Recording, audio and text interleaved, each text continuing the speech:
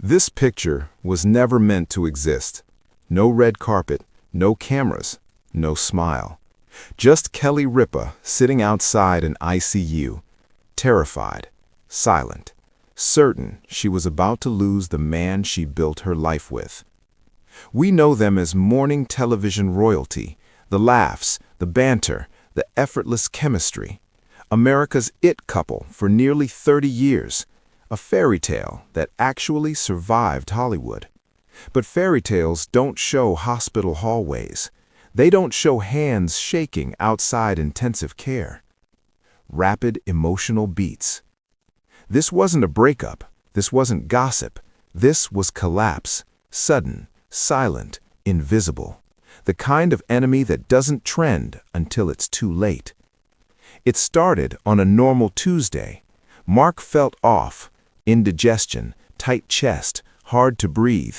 The kind of thing you ignore because life is busy, because work comes first, because tomorrow always feels guaranteed. It wasn't stress, it wasn't food, it was a heart attack. A brutal reminder that love doesn't get warnings. Sudden silence. One phone call, one sentence. The call no spouse ever wants. Hospital scene. Sirens replaced applause. Monitors replaced laughter. The man who radiated strength lay vulnerable under harsh lights, machines breathing for him, deciding everything. Kelly's breaking point. Kelly held his hand, cold, still. She watched numbers on a screen determine her future.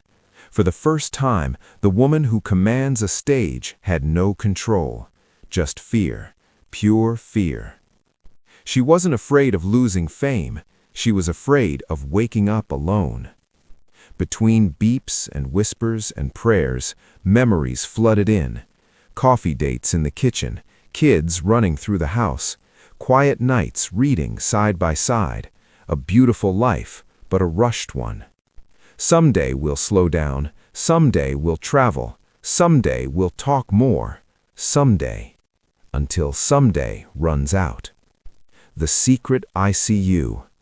That night, Kelly leaned close, so close only love could hear, and she made a promise, not to the world, not to cameras, to herself. Heavy quote.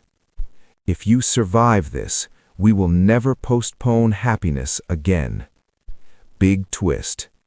She wasn't promising comfort, she was promising change, radical change. No more living on pause, no more choosing work over time, no more surviving instead of living. But would he remember? And if he did, would Mark, strong, disciplined, proud, be willing to let go of the life that built them? Against the odds, Mark survived. Slowly, painfully. Recovery stripped him bare. He had to ask for help. He had to lean on Kelly like never before. And something unexpected happened. Dependence deepened love. Vulnerability strengthened the bond. They weren't just partners anymore. They were choosing each other again. The decision that shocked everyone. When Kelly told him about the vow, Mark didn't argue. He agreed. Because when you face death, you stop negotiating with life. They began saying no to big deals, to time apart, to the endless chase. They started planning life instead of escaping it, trading spotlight for longevity. Then came another test. The house grew quiet. The kids, their greatest joy, were gone, living their own lives.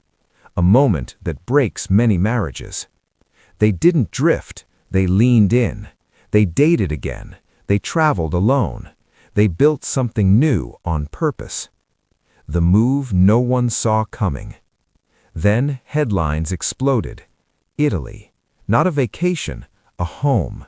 Thousands of miles from Hollywood, from noise, from expectations. Italy was where they once fell in love before fame, before pressure, before the world was watching. They weren't running away, they were returning.